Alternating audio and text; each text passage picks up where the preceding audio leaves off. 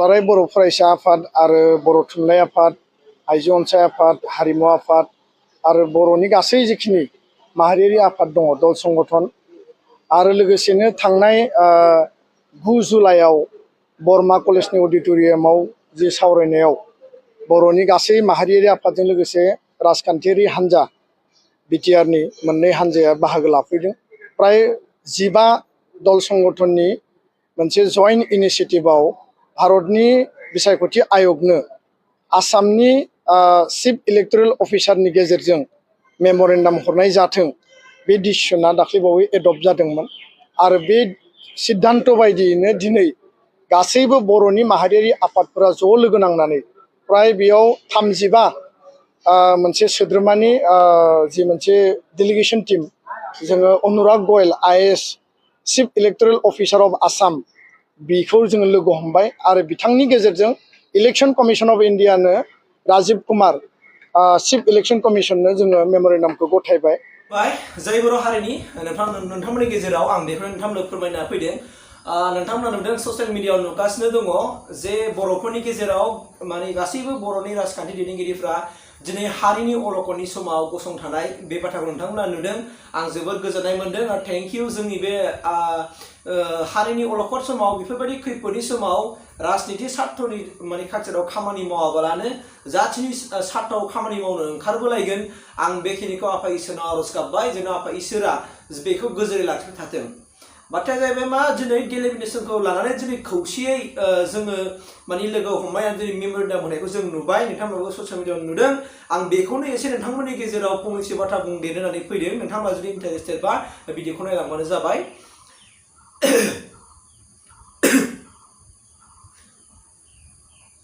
मानो होननानै बुङोबा लोगोफोर जोङो दिनै जोंनि बर' हारिया नोंथांमोनाथ' मिन्थिखागौ जे जोंखौ गोबां गुबुन हारिनि मानसिफ्रा सोबख'नाय गादबनाय बे थासारिया दिनैसिमबो जोबनानै थाङिया।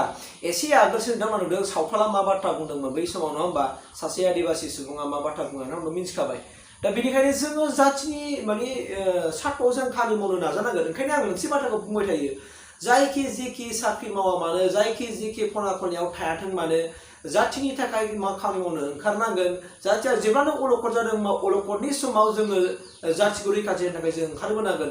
थिग बिदिनो दिनै बिटिआर हालामाव थानाय गासैबो राजखान्थि हान्जाफ्रा दिनै डिलिमिनेसनखौ लानानै दिनै खौसेयै सावरायबाय आरो सावरायनायनि गेजेरजों दिनै आसामनि इलेक्शन कमिसनारनि गेजेरजों चिफ इलेक्शन कमिसनार इन्डियानि बेनो बिथांमोना मेम'रेन्डाम हरबाय। जोबोद मोजांनि बाथ्रा आरो आं मिजिंथिदों बियो 100% फिथाइ थायगोन। मानो फिथाइ थायगोन होनना बुङोबा लोगोफोर बियो मोनसे जेनाखि बियो ड्राफ्टसोमोन, जेनाखि दाखालि ओंखारदों आरो बेखौ लानानै दिनै गोबां जे बाथ्रा बुंलायनायबो जाबाय, बेयो मोनसे ड्राफ्ट कपिसो, फाइनाल नङा दे बेयो। स' बेखौ फाइनाल खालामगोन, एबारसो फाइनाल जागोन ना, बेखौ नायफामफिननो हायो थारमाने। आरो नामफ्रा जुदि बबेबा मोनसे भुलफोर दंबा जानो हायो। जेरै दा भैरबकुन्द मुं होनो नागिरदों, मोजांनि बाथ्रा, फेमास जायगा मोनसे। आरो दिनै मानास नेसनेल पार्क, मानास मोनसे मुं होनो नागिरदों। स' बेबो मोजांनि बाथ्रा। मानोना बे मानासआ जाहैबाय मा दिनै मिथिजानाय, नङा होमबा? मानासआ दिनै मिथिजानाय। दा बेनिखायनो जोङो जेखि आयदायाव खामानि मावथों मानो बा राजखान्थियाव थायाथों मानो जोङो खामानिखौ मावनांगोन। जेब्लानो हारिनि स्वार्थ जायो जोङो राजखान्थिनि जों माखासे नांलाय खमलायखौ जों ज्राब होनानै जों फैनांगोन। ओंखायनो आं मोनसे बाथ्रा फोथायो, राजखान्थिखौ खालामनो हायो आरो राजखान्थिया मोनसेल' सिंगोल राजखान्थि थायोबा जाखाया होनखायो। मानो जाया होनना बुङोबा बिसोरो गोसो बायदि खामानि मावगोन। मानोना जेबो बुंग्रा गैया नालाय। अपोजिसन पार्टि गैयाबा डेभेलपमेन्टबो जाखाया। ओंखायनो आं बुंगोन अपोजिसन पार्टिया थानांगौ, नाथाय इलेक्शननि समाव खामानि मावनायाव जों गावजों गाव बांद्राय मैहेर दावहेर मोसा मुसुर जानो मोनालै। मोसा मुसुर जानो नाङा। इलेक्शननि मुङाव जोंनाव खुनु मानसि सोरबा बुजानाय सोरबा थैनाय बे थानो मोना। मानो होनना बुङोबा जों इलेक्शननि मुङाव खालाम, जाथिनि स्वार्थआव हारिखौ सिबिनो थाखाय इलेक्शन माव, जोङो सुबुंफोरखौ अनसायनो थाखाय जों इलेक्शनाव ओंखारबो, खिन्थु सोरखौबा बुनाय, सोरखौबा जोनाय, सोरखौबा गावनायजों इलेक्शनखौ दा खालाम। आं खुलुमो अननानै। मानोना दिनै जोंहा राजनितिया जाहैबाय मा बिदि नङा। राजखान्थिया जाहैबाय मा खालामनो, जेखि राजखान्थि देरहानाय लोगो लोगो जाथिखौ माने बे बिटिआर थानाय गुबुन गुबुन हारि माहारिफोरनि डेभेलपमेन्टनि थाखाय जौगानायनि थाखाय खामानि मावनाय, राजखान्थिनि उद्देश्यआनो बेनो।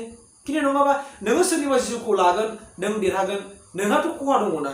नों सानो हागौ नोङो साननैसोल' नों बे जिउखौ लानानै नों देरगानो लानानै मा मोनो, जेबो जानाय नङा।